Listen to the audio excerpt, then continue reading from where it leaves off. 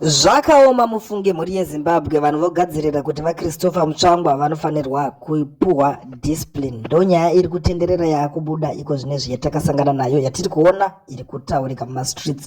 Yamakateerera kudai so ndonyaya version yacho yatinokupakurirai nhau nezvinhu zvakasiyana siyana zvinenge zvichiitika. Nhasi tiri kudzoka kwamuri iri Sunday musi wa16 March tine tsamba yatiri kuona iri kutenderera panapa iri kutaurwa pari kunzi the ZANU-PF chairperson Mashonaland West Comrade Mary Muliswa Chinoi. Dear Comrade Muliswa, requests for a disciplinary action against Chris Mutsvangwa in reference to the utterances made by Comrade Chris Mutsvangwa Vice President and Second Secretary of the party ZANU-PF Comrade Constantino Chiwenga. The statement made, which are awash on social media, denigrating Vice President, affects the reputation of the party and the First Secretary, since Comrade Mutsvangwa is a party spokesperson and everything that he says binds the party a concerned cadre. The effects of such utterances has got a negative bearing which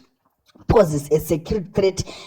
In fact, he seemed to comply the president is above the law and can interfere with issues before the courts. Comrade Mutsvangwa in his utterances brought the party into disrupt the destabilizes political environment, which in turn affects social media life of the masses. The direct attack on VP Chiwenga has got a negative implication on our international relations and the nation at large, eroding the gains of new dispensation. Honorable Vice President Constantino Chiwenga is a presidential appointee, and the attacks by Comrade Mutsvangwa might seem as if the president has made a mistake in appointing him, which is also a direct attack on President Mnangagwa. We have lower level cadres who were expelled from the party due to perpetrated social media abuse. I strongly advocate for a corrective action against Comrade Mutsvangwa. It would be noticeable that Comrade Mutsvangwa has implied impunity from March West if no action is taken against his person. Such kind of actions should be strongly condemned as they undermine the authority of Comrade Chiwenga and causes serious divisions within the party ZANU-PF.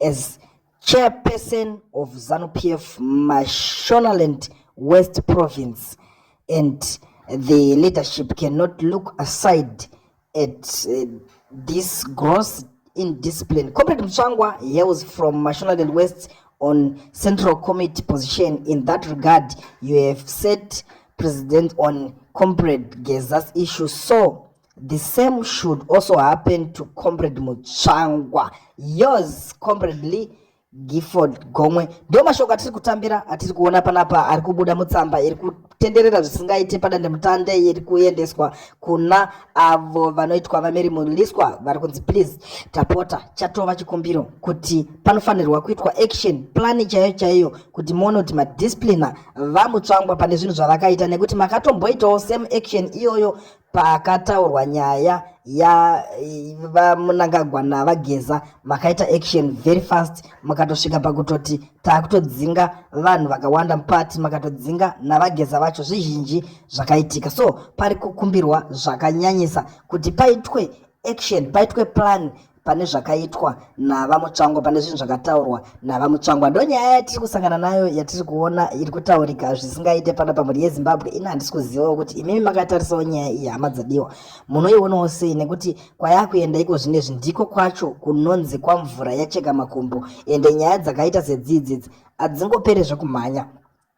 Pane vazhinji vachafumurwa, pane vazhinji vachabudikira pane zvinhu izvozvo. Tinoziva kuti vamwe vachaita hasha ende pachanetsa ipapapa, saka ndo payasvika iko zvinezvi. Regedzai timboona kuti muchaitorawo sei imimi makatarisa nyaya iyo iyi, hama dzadiwa. So ndo nyaya dziri panapa pachannel yenyu. Nyaya version ndo yacho inei yatinokupai nyaya dziri paversion. Kana uchinge wasvika panapa kari kekutanga iri first time yako, zvakakosha tell friend to tell friend kuti vauye pano vatijoine vatifollowe, toramba tichikupai nyaya dzese dzinenge dzichiitika. Tinozviziva kuti pane vakawanda vanenge vachipotswa nenhau idzi dzinenge dzichiitika munyika, so zvakakoshawo kuti iwewe uite rudo rwekudedza hama neshamwari, ubaya ako kakanzi notification bell aka, kuitira kuti urambe uchiwana dzimwe nyaya dzese dzinenge dzichiitika panapa usingajambwe. Kana mapedza kulaika mozotiudzawo mafungiro nemaonero enyu mucomment section panyaya iyo yavaChristopher Mutsvangwa ava vari kunzi vanyanyisa kureba muswe vaenderera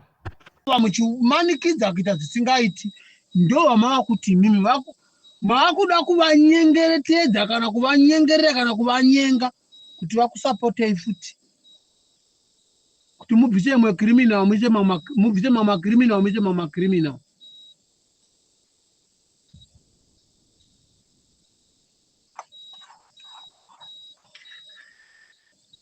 Miromo yamuri kutaura nhasi after 2023 election August vakaregere kuibudisa kuti varume zvinhu zvamuchinhu chamuri kumanya nacho ichi chakaora ichi. Rodhi yamuri kumanya nayo iyi haichaiti yaora.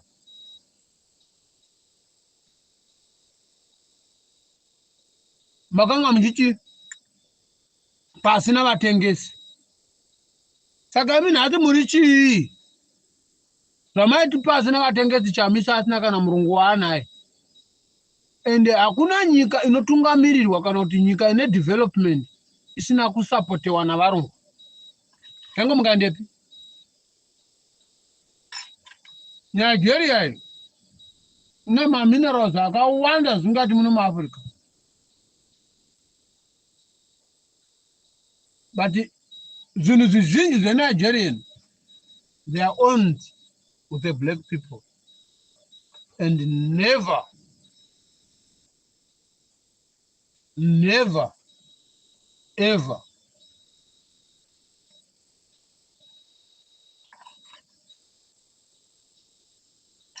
again and you forget and smell. Kwa imini chamuri kutya kuti varungu vange vari muZimbabwe chamakambo acknowledgewa kubva pakabva Ian Smith neGNU government yamuzorewa naIan Smith mukapinda muZanu PF chamakaita chii? Chamakanga because pakauya Zanu PF muzorewa naIan Smith ndo vakanga vane power sharing government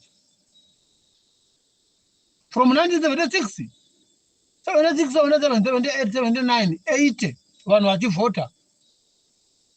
Muzorewa naIan Smith ndo vakanga vane power sharing government.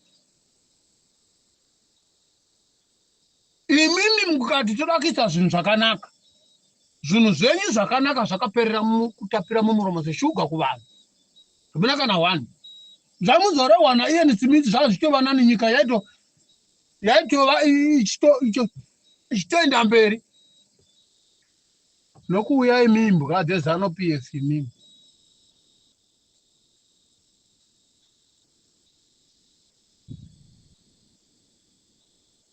Okuya imimi mbuka dzeZanu PF mukati munogona kutonga chii chamakaita